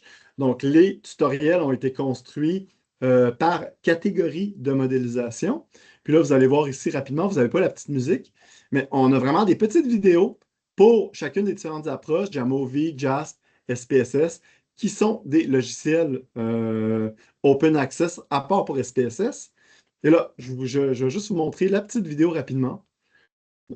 Donc là, vous avez de la musique qu'on n'entend probablement pas de votre côté. Donc, je vais avancer un peu, on explique c'est quoi. Donc, c'est vraiment l'espèce de dynamisation de la fiche, mais où on montre formellement comment cliquer pour avoir les résultats et comment bien rapporter finalement nos résultats. Et là, vous avez un exemple dans un logiciel qui s'appelle ici Jamovi. Donc là, vous voyez que c'est très dynamique. Donc, je vais cliquer. Là, vous voyez que les résultats ressortent. On montre quoi sélectionner, quoi présenter. Et ça permet ultimement de soutenir l'enseignement, mais aussi l'écriture de manière plus large de la statistique. Là, je vais fermer ça ici. Donc, ça vous permet vraiment de voir qu'on a un site qui est assez flexible. On pensait éventuellement donc avoir un compte. Les gens vont pouvoir réagir en s'inscrivant évidemment à nos différentes fiches, nos différentes vidéos. Puis ce qu'on va avoir, c'est vraiment un environnement de développement francophone qui va être, on l'espère, porteur donc dans le domaine de l'écriture des statistiques. Évidemment, ce projet-là est très audacieux, vous l'aurez compris. Et là, notre première étape était de construire avec l'aide très, très appréciée de la Fabrique REL. Et là, on va après aller investiguer les revues francophones par l'intermédiaire, par exemple, d'érudits. Donc, pour leur dire que cette chose-là existe maintenant. Donc, voici comment bien rapporter des résultats statistiques. Donc, peut-être prendre la question d'un collègue tantôt, à qui s'adresse tout ça? Bien, académiques, journalistes, étudiants, enseignants. C'est un soutien de cours, c'est un soutien de travail. On voulait avoir un truc vraiment très, très flexible. Et je suis heureux, c'est la première fois que je la présente donc, à des gens à l'extérieur de notre petit groupe. Donc, passez la bonne nouvelle, ça va être fait à partir du 1er mai. On va avoir une version qui va être utilisable. On est en train de travailler avec notre équipe de post-doctorat et de doctorat en ce moment pour pouvoir bonifier les différentes vidéos. Donc, voilà. Et merci beaucoup, Sébastien. Beau projet, un beau visuel, c'est attrayant. On a le goût d'aller faire un tour. Je sais pas s'il y a ça a suscité des commentaires, des questions chez les personnes qui ont assisté. Oui, Jules, Il y a eu quelques mots de bravo là, dans le chat. c'est Jules, gentil. une question. OK, merci. Déjà, merci pour cette présentation très instructive. Déjà, j'aimerais savoir, parce que ce que vous présentez, c'est en fait, on suppose que la personne a les données et qu'il veut avoir des rendus. Bon, j'aimerais savoir, parce que nous savons tous que lorsqu'on collecte des données en général, l'une des étapes clés, c'est le traitement. Ça veut dire, Oui. est-ce que le projet a prévu un aspect traitement de données avant Non, pas, d'entrer dans le non, logiciel du... Non. Non, c'est vraiment l'analyse des données puis comment rapporter l'analyse des données. Ceci étant dit, Jules, c'est une très bonne idée. Peut-être qu'on pourrait y penser dans une troisième mouture, donc une troisième version du site Internet. Mais pour l'instant, c'est vraiment, on fait les analyses, donc principales, comment bien les rapporter en français pour qu'elles soient parlantes, qu'on raconte une histoire qui est fascinante. Merci bien. Là, vous comprenez qu'on a vraiment pris notre pied dans ce projet-là ici. Les statistiques est un monde formidable, créatif. On a vraiment adoré notre temps sur ce projet-là. D'ailleurs, je me permets une petite question parce qu'il n'y a pas d'autres mains levées là, par rapport au logiciel, parce qu'il y en a plusieurs là, que tu as présenté tout à l'heure. Mhm. Est-ce qu'il y a il y a un standard? Moi, je ne connais pas ça, ce domaine-là. Là. C'est vraiment c'est un domaine un peu lointain de moi. Est-ce qu'il y a un standard dans le domaine des statistiques au niveau des logiciels ou si c'est vraiment une multiplicité, là? Il y a des logiciels, la plupart sont libres, sauf quelques-uns, là, d'après ce que tu dis tout à Oui, c'est l'heure. une bonne hypothèse, Claude. En fait, nous, oui, il y a des standards. Par exemple, moi, dans mon domaine, la psychométrie, la mesure en sciences sociales, on est beaucoup dans RStudio. Il y en a un peu dans SPSS, qui est un logiciel payant. Donc, nous, on est allé voir ceux qui sont les plus utilisés. On les connaît parce qu'on enseigne les statistiques dans nos programmes respectifs. Moi, Michael et Denis, on est très, très actifs dans nos communautés francophones et du côté anglophone aussi. Donc, on est vraiment allé avec le truc mitoyen, donc qui est vraiment le plus populaire. Puis peut-être qu'éventuellement, on ira vers des trucs qui sont un peu plus, disons, glauques ou, disons, moins connus. Pas trop glauques quand même. Non, pas trop, parce que il faut qu'on atteigne notre public. Euh, oui, il y a une main levée de Jules. Il y a un commentaire aussi qui est en train de s'écrire. OK, merci. J'aimerais savoir, parce que quand j'ai regardé les dossiers que vous avez présentés, Jamovi, SPSS, j'ai eu l'impression qu'un accent particulier était mis sur la méthode quantitative. Oui, c'est J'aimerais l'objet, savoir effectivement. C'est absolument ah, OK. l'objet du projet. Ouais. Oui, j'aimerais donc savoir s'il y a il y a un volet quali qui est prévu ou alors... Pas du tout. On laisse ça aux experts du qualitatif. Je ne suis pas du tout un expert du qualitatif. Donc, ça va être vraiment un projet qui va être exclusivement quantitatif. Donc, pour les statistiques. OK, merci bien. Merci pour ta question, Jules. Oui, main levée de Peter. Ben, j'ai une question de bibliothécaire. En fait, tu as dit que c'est lié au style APA. Est-ce que ça Ouais. conforme avec le style APA? C'est juste comme vous dire que les règles qui ne fonctionnent pas en français? Oui, exactement. Il y a plein de Ouais, choses qui ne fonctionnent pas en français. j'imagine. Nous, en fait, notre point de départ, Peter, c'était vraiment l'APA. On a regardé qu'est-ce qu'on devait d'abord changer pour que ce soit conforme aux règles en français. Et là, on a réalisé dans la dernière année, en parlant avec plein de gens autour de nous, qu'il y a plein de limites, il manque plein de choses dans l'APA. Donc, à partir de ça, on a pimpé. Donc, pour vraiment compléter ce qui manquait, on va beaucoup, beaucoup plus loin que l'APA dans la méthode de report des analyses statistiques. Donc, c'est pourquoi on est très, très heureux. Mais là, Peter, tu dois sûrement avoir la question, les gens dans les revues francophones, comment ils vont accueillir ça? Parce qu'il y a eu des adaptations locales de l'APA. Et là, il va falloir qu'on vende notre salade. Donc, c'est la raison pourquoi on s'est bien, bien préparé. On a un beau site Internet sexy. On a la Fabrique Réelle derrière nous, donc on a quand même une crédibilité. Donc, il va falloir qu'on aille faire un petit peu, disons, de tcha-tcha pour pouvoir convaincre les gens autour de nous. Ouais, mais Ben, là, aujourd'hui. Ouais, pardon, Peter, vas-y. je vais dire, je vais essayer de promouvoir à l'Université d'Ottawa parce que je pense qu'il y a des profs en STEAM qui sont intéressés, qui sont déjà au courant qu'il manque d'adaptation français pour APA. Et merci. Ouais. Puis là, on a le professeur Denis Cousineau qui est un des collègues partenaires du projet, donc tu pourrais aller prendre un café avec lui pour en parler. Oui, absolument. Merci. Ce que je voulais dire, c'est que aujourd'hui, l'événement est infiltré par des bibliothécaires, donc c'est un bon endroit pour le présenter. Puis On les aime ici.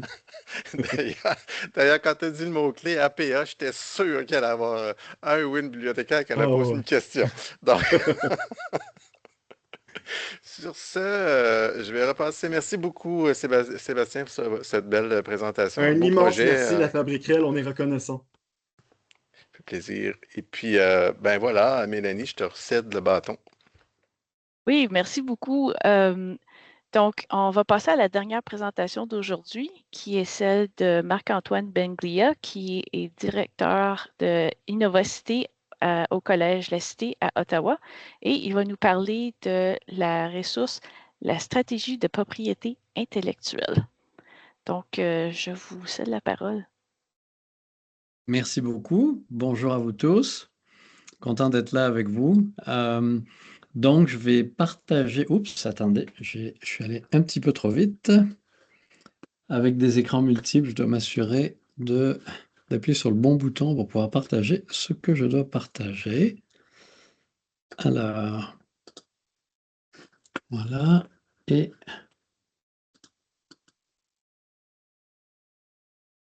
voilà, donc vous me dites si vous voyez mon écran. Oui. Est-ce que vous voyez mon écran? Oui. Oui, parfait, excellent, merci. Donc, c'est ça, je suis directeur du bureau de la recherche et de l'innovation à la Cité collégiale, qui est le collège francophone à Ottawa, et le bureau de la recherche et de l'innovation qu'on appelle aussi Innovacité, qui regroupe dans le fond là, tout ce qui se fait en termes d'innovation au collège. On a plusieurs laboratoires de recherche appliquée dans le cadre des collèges, évidemment. C'est de la recherche appliquée. On en a un en bio, on en a un en génie. On en a un en médias, on en a un en innovation sociale et un en pédagogie. Et en fait, nos clients sont des clients, en fait, des entreprises ou des organisations ou des hôpitaux, ou etc., qui contribuent à la recherche en termes de contribuer avec leurs chercheurs, qui s'ajoutent à nos chercheurs et qui travaillent sur des projets particuliers. Ils contribuent financièrement et également on est financé à travers des octrois du CRSNG, des trois agences en général, mais aussi de certaines agences provinciales en Ontario. Moi, mon background, c'est plus, j'ai développé des entreprises technologiques que j'ai vendues aux États-Unis depuis, en fait, la fin des années 90, début des années 2000. Et donc, ce qui me tenait à cœur particulièrement, c'était toute la question de la propriété intellectuelle, donc des innovateurs qui développent dans des laboratoires, qui développent des nouvelles technologies ou des dérivatifs, etc., et qui, trop souvent, malheureusement, n'enregistrent pas leur propriété intellectuelle. Et en même temps, ce qui est intéressant, c'est qu'en 2023, le collège avait été approché par la nouvelle agence qui s'appelle IP Ontario, donc Intellectual Property Ontario, qui a pour mandat, en fait, d'enregistrer ou de faire, d'éduquer les innovateurs à propos de la propriété intellectuelle, de la faire enregistrer et d'aider à sa commercialisation. Parce qu'évidemment, quand les entrepreneurs vont chercher de l'argent chez des investisseurs ou autres, on leur demande s'ils ont des brevets ou comment est-ce qu'ils protègent leur marque de commerce, etc. Et donc, ça devenait quelque chose de criant pour assurer une valeur à ces découvertes et à ces nouvelles technologies. Alors, on a appliqué pour une subvention et pour une collaboration avec IPON qu'on a eu en 2023 et qui a été conduite pendant 3 ans, donc qui se termine le 31 mars 2026. Là, maintenant, on a été renouvelé pour un programme qui a un peu plus d'ampleur avec IP Ontario. Je sais que l'Université d'Ottawa aussi fait partie de ce programme à partir de 2026. Et en fait, on est comme un hub régional pour travailler avec les collèges, etc. Et donc, je vais expliquer un petit peu ce qu'on fait avec ce programme-là. Alors, durant les 3 premières années, le contexte, dans le fond, c'est que... je m'excuse, c'est une version en anglais. Alors, attendez. Hop. Voilà. Donc, l'objectif de ce programme, c'est vraiment de familiariser les innovateurs, comme j'expliquais un petit peu plus tôt, à toute la notion de propriété intellectuelle. Et pour nous, égoïstement, dans nos laboratoires de recherche, que ce soit en biotech ou que ce soit en génie, en intelligence artificielle ou en génie mécanique ou en génie électronique, on a des entreprises qui viennent nous voir Et nous, dans le fond, on investit avec eux en commun sur leur projet de recherche. Et on ne veut pas s'apercevoir, après 1 an ou 2 ans de développement de la technologie ou du produit en question, que en fait, ça existe déjà. Il y a déjà une entreprise ou une entité qui possède la propriété intellectuelle sur ce genre de technologie-là. Et donc, on a tous mis nos ressources en fait à la poubelle. Donc, c'est pour ça que la première étape, c'est vraiment d'éduquer en fait ces gens-là, de les familiariser avec la propriété intellectuelle et de les aider à développer une stratégie de propriété intellectuelle, euh, qui est une chose très importante pour qu'ils comprennent un peu dans quel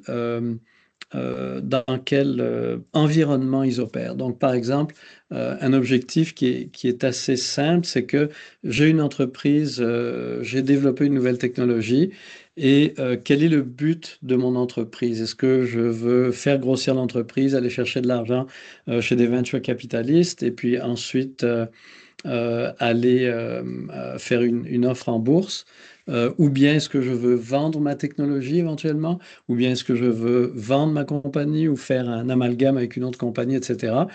Et donc, quelles sont les pratiques de l'industrie dans laquelle je suis et quelles sont les pratiques évidemment reliées à la propriété intellectuelle et qu'est-ce que demandent les investisseurs, qu'est-ce que demandent les clients, etc. dans ce type d'industrie-là. Et donc, basé là-dessus, on les aide à développer leur stratégie de propriété intellectuelle et on les aide à minimiser les coûts pour le maximum d'impact. Donc, ça, c'est vraiment la clé des objectifs de ce programme-là. Alors, comment le programme fonctionne? C'est qu'on accompagne les entreprises. Ce qui est en vert, c'est ce que nous, le programme CITPI, on fait. Ce qui est en jaune, c'est des subventions qu'on donne directement aux entreprises selon si vous voulez, l'étape à laquelle les entreprises sont rendues. Donc, la première étape, c'est vraiment l'intégration ou le onboarding en bon français de ces entreprises-là pour vraiment leur expliquer le contexte de l'importance d'une stratégie en propriété intellectuelle. On essaie de comprendre quelle est l'entreprise, on demande de l'information, on demande le plan d'affaires pour que nous, à l'interne, nos experts puissent comprendre un peu mieux ce que fait cette entreprise et où est-ce qu'elle désire aller. Ensuite, basé là-dessus, on a tout un cursus d'éducation à propos de la propriété intellectuelle qui va de petits modules que je vais vous montrer après qu'on a créé, qui est hyper simple. Certains modules qu'on a d'ailleurs déposés sur eCampus, qui sont disponibles sur eCampus. Et puis d'autres modules qui sont là beaucoup plus avancés au fur et à mesure que l'entreprise ou bien les personnes impliquées dans l'entreprise ou les chercheurs doivent être plus familiers avec les questions de propriété intellectuelle. Ensuite, l'étape suivante, c'est ce qu'on appelle le prior art search, donc la recherche de propriété intellectuelle antérieure, pour que nous, on s'assure et que les entrepreneurs s'assurent qu'ils ne vont pas investir pendant la prochaine année, les 2 ou les 3 prochaines années, dans une technologie qui appartient déjà à une entreprise ou à une institution quelconque. Alors ça, ce qu'on fait, c'est en jaune parce qu'on donne une subvention et il y a une liste de bureaux d'avocats en Ontario que IP Ontario a déjà préqualifié en propriété intellectuelle qui, eux, peuvent se charger de faire la recherche sur le prior art. Et donc, nous, on subventionne ça. L'étape suivante, c'est vraiment basé sur ces informations-là, si effectivement la propriété intellectuelle est libre, ou bien si elle n'est pas libre, il y a peut-être un dérivé de la propriété intellectuelle qui peut être libre.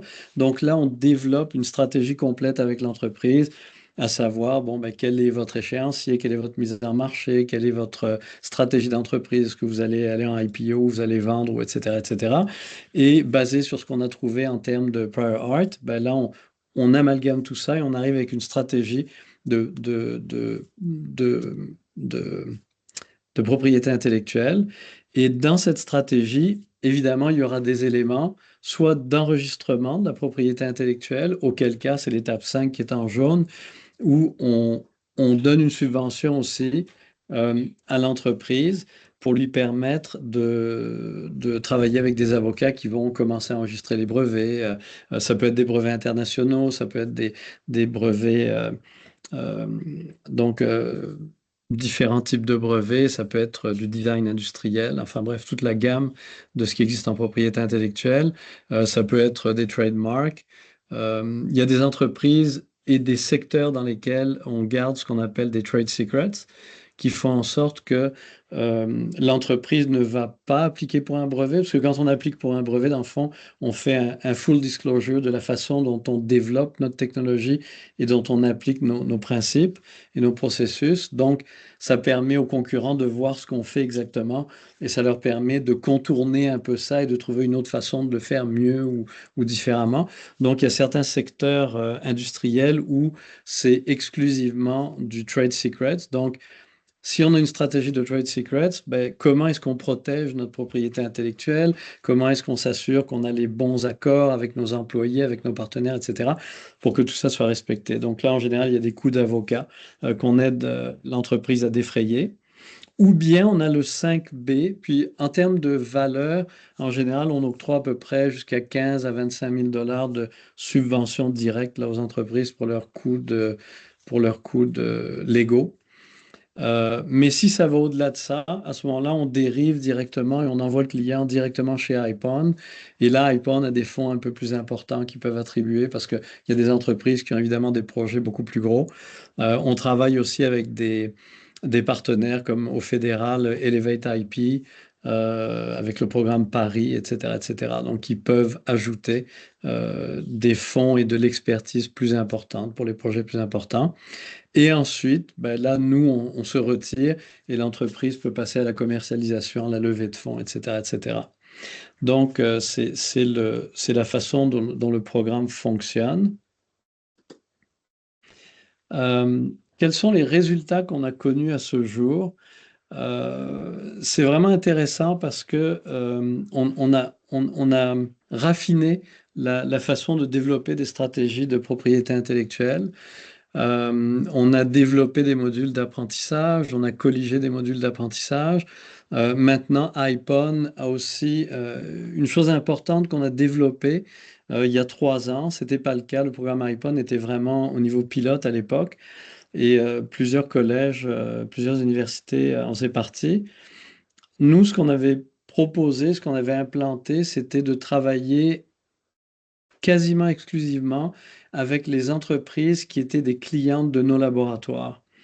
Pour la simple raison qu'on connaissait ce qu'ils faisaient et nos chercheurs connaissaient leur technologie et connaissaient leur domaine. Donc, c'était beaucoup plus facile pour nous d'apporter l'appui en propriété intellectuelle parce que on avait juste à s'asseoir avec un des chercheurs chez nous qui travaillait sur ces technologies-là, puis poser les questions, regarder ça avec les avocats, avec les conseillers en propriété intellectuelle, plutôt que d'arriver dans un domaine qu'on ne connaissait pas du tout.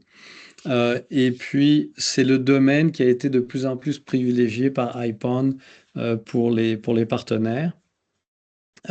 Et donc, on a développé un modèle qu'on a popularisé là, avec plusieurs collèges et d'autres récipiendaires du programme iPhone à l'époque. On a aussi travaillé avec 2 collèges ontariens, le collège de Durham, avec lequel on a développé certaines formations en propriété intellectuelle, et depuis un peu plus d'1 an avec le collège Algonquin ici à Ottawa, qui est le collège anglophone, pour les entreprises et les étudiants qui développent des technologies ou qui veulent monter des entreprises avec des technologies qu'ils ont développées au collège, etc., etc. Et les centres de recherche du Collège Algonquin aussi. Donc, on a plus de 100 entreprises engagées. En fait, c'est probablement plus que ça depuis 3 ans. On a un peu perdu le compte, mais on a beaucoup de développement de stratégies de pays, évidemment, pour ces entreprises-là. On a aidé à enregistrer beaucoup de brevets, finalement, avec le temps. Donc, ce qui était l'objectif principal d'iPhone au début, en disant les entreprises ontariennes, les innovateurs doivent enregistrer leur propriété intellectuelle. Et on a référé aussi des entreprises qui commençaient vraiment à avoir des très gros projets à iPhone. Une chose que ça a fait chez nous aussi qui est très intéressante, c'est que on a familiarisé tout notre staff de recherche dans les différents laboratoires à la question de la propriété intellectuelle. Et ça a eu beaucoup de répercussions parce que dans les collèges, quand on développe en collaboration de la propriété intellectuelle avec des entreprises clientes ou des organismes clients, on rétrocède la propriété intellectuelle qui est résultante de la recherche. Donc, en général, les universités conservent une partie de la propriété intellectuelle, les chercheurs en université en conservent aussi une partie, etc., etc. Nous, dans les collèges, les politiques sont à l'effet qu'on transfère totalement la propriété intellectuelle. Le problème que ça nous pose, et si on n'est pas vraiment familier avec les rouages de propriété intellectuelle, ce qui peut être utilisé, ce qui peut être transféré, transmis ou pas, c'est que si on travaille avec une entreprise qui, par exemple, développe un enrobage de semences qui va être plus résistant en biotechnologie agricole, et puis on cède à la fin cette propriété intellectuelle à l'entreprise en question et qu'on a après ça une autre entreprise qui est dans le même domaine et qui nous pose un problème ou un challenge qui est un peu équivalent. On ne peut pas réutiliser la même propriété intellectuelle. Par contre, on se doit de réutiliser notre savoir-faire et notre connaissance. Donc, les formations en propriété intellectuelle qu'on a données à notre staff de recherche leur permettent de faire le discernement entre est-ce que je suis en train de retransmettre une propriété intellectuelle qu'on avait créée pour un autre client ou bien est-ce que je ne fais que utiliser le savoir-faire que mon équipe a développé pour réappliquer cette connaissance pour le développement d'une nouvelle propriété intellectuelle. Donc, il y a beaucoup de ramifications assez intéressantes et de questions qui étaient souvent posées et auxquelles finalement on arrive à apporter des réponses avec ce genre de formation. Je m'excuse de vous couper la Oui? parole. Le 10 minutes est passé, mais je ne sais pas si vous pouvez peut-être nous parler un peu aussi d'après ce que j'ai pu comprendre jusqu'à maintenant. Puis, je veux dire, je suis contente de voir tout le contexte autour du module comme tel, mais est-ce que le module, la stratégie de propriété intellectuelle comme s'insère dans l'étape éducation de du programme que vous avez présenté ou des différentes phases? Vous voulez dire pour les étudiants? Ben, pour les étudiants, parce que je peux voir comment votre ressource, la ressource, le module en ligne peut être utile comme à travers comme au collège La Cité, comme les étudiants, mais aussi justement les entrepreneurs avec qui vous travaillez pour justement les initier au fait que c'est quoi la propriété intellectuelle et un peu pour comme éviter les erreurs dont vous avez parlé au début ou les choses comme oh, on ne savait pas que ça existait déjà, puis oups. Donc, dans ce sens-là, est-ce que j'ai bien compris que ça s'insère comme dans cette partie-là de votre. Oui, entre autres, effectivement. OK. Ça s'insère entre autres. Donc, l'objectif premier, en fait, de ce programme-là est d'enregistrer la propriété intellectuelle qui est créée dans notre économie et pour qu'elle puisse rapporter. L'objectif finalement dérivé ou qui en est dérivé, c'est que on peut s'assurer que les entreprises vont investir dans quelque chose, dans un domaine vierge, ou qu'elles vont s'assurer de contourner une propriété intellectuelle déjà existante, le cas échéant. Et donc, pour raccourcir, on a développé en fait CitéPI qu'on retrouve sur le site web d'Innovacité.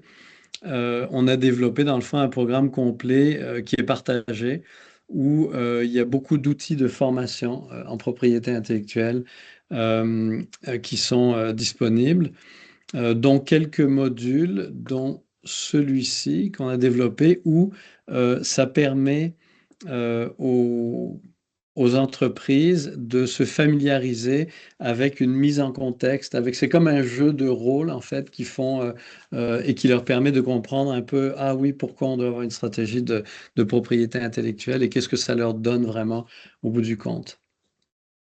Donc voilà, si vous avez des questions. Et tout ça est disponible et libre. Il y en a qui est sur eCampus, il y en a qui est sur directement à travers notre site web. Oui, merci beaucoup. En fait, c'est ça, le module que vous avez à l'écran présentement, c'est celui que je sais se trouve dans la bibliothèque libre du campus. C'est là que je l'ai trouvé. Euh, donc, merci beaucoup. Comme je disais, comme je trouve ça fascinant de savoir maintenant dans quel contexte plus large ce module-là s'insère, comment on en est venu à ça, parce que, je veux dire, moi, j'ai déjà un intérêt pour la propriété intellectuelle parce que je m'occupe du droit d'auteur. Donc, OK. je suis un peu Mhm. biaisée de ce côté-là. Et on reçoit, même si ce n'est pas dans notre domaine, on reçoit des questions de propriété intellectuelle plus larges parfois. Donc, puis, pendant que les gens, si vous avez des questions, levez la main. Mais je voulais juste commenter aussi que je sais que une partie de ça est comme financée, ou vous travaillez étroitement avec Propriété intellectuelle Ontario, mais jusqu'à un certain point, est-ce que ces ressources-là ou l'information, comme dans le fond, est aussi c'est possible de l'utiliser ailleurs au Canada, étant donné que la propriété Oui, oui, intellectuelle, c'est ça, c'est que c'est au niveau fédéral. tout Donc, à fait. Et oui, donc, ce qu'on fait est utilisable et aussi, depuis 1 an ou 2, l'Office de la propriété intellectuelle du Canada a aussi des ressources, là, dont certaines qui sont partagées sur notre site, mais eux, ils en ont beaucoup plus, ainsi que IP Ontario. Là, maintenant, ils ont mis des choses en ligne récemment. Donc, oui, ce sont des choses qui sont partagées à la grandeur du pays, souvent dans les 2 langues. oui, oui. Merci beaucoup. Je vois que Perrine a sa main levée. Donc, Perrine, si tu veux poser ta question ou faire un commentaire. Est-ce que mon micro marche bien déjà? Oui, Oui. oui, Bon. oui, je t'entends bien. Donc, bonsoir à tous. Il est 19h40 en France, à Roubaix, dans le nord de la France. Merci beaucoup pour ces interventions. J'étais là d'abord parce que c'était passionnant et puis à chaque fois, je ressors boostée par ces présentations. La vitrine REL, c'est vraiment génial. On n'a pas toujours le temps de venir, mais là, dans cette dernière semaine du mois de l'éducation ouverte, je vais pouvoir plus le faire. Je viens d'ailleurs d'envoyer un message à l'ensemble des 1500 destinataires d'OEG francophones, donc Open Education Global francophone. Open Education Global, c'est l'association au niveau international qui promeut, qui fait des plaidoyers, qui organise les grands prix de l'éducation ouverte tous les ans. Vous pouvez d'ailleurs candidater, hein, c'est vers le mois de juin, c'est remis au mois d'octobre souvent. Et donc, on a créé ce petit statut d'ambassadeur que vous voyez là pour venir vous voir et vous rencontrer, vous dire vraiment toutes nos félicitations et notre gratitude à toutes ces personnes qui œuvrent et qui savent justement mettre la propriété intellectuelle ouverte au cœur de leurs préoccupations. Vraiment, voilà, je tenais à féliciter toutes les personnes qui ont présenté aujourd'hui. Les autres, on se connaît, hein, et vous faites déjà cette animation incroyable ce mois-ci. Donc, merci beaucoup et bonne dernière semaine du mois de l'éducation ouverte. C'est tout Merci pour beaucoup, moi. Perrine. Puis, en fait, Marc-Antoine, je vais vous diriger vers le clavardage parce que Perrine avait beaucoup à dire au sujet de la propriété intellectuelle pendant votre présentation. Donc, Ah, mais moi, je suis une ancienne avocate en fusion-acquisition aussi. Donc, c'est pour ça qu'on se retrouve. Mais bon, en effet, il y avait des choses à dire là-dessus, mais je voulais rappeler que souvent, je trouve que les fusions-acquisitions, justement, les conseils aux startups en général focalisent trop sur le business model fermé. Il y a une incapacité à considérer que il y a des très très grandes entreprises qui ont fait fortune sur les modèles également ouverts.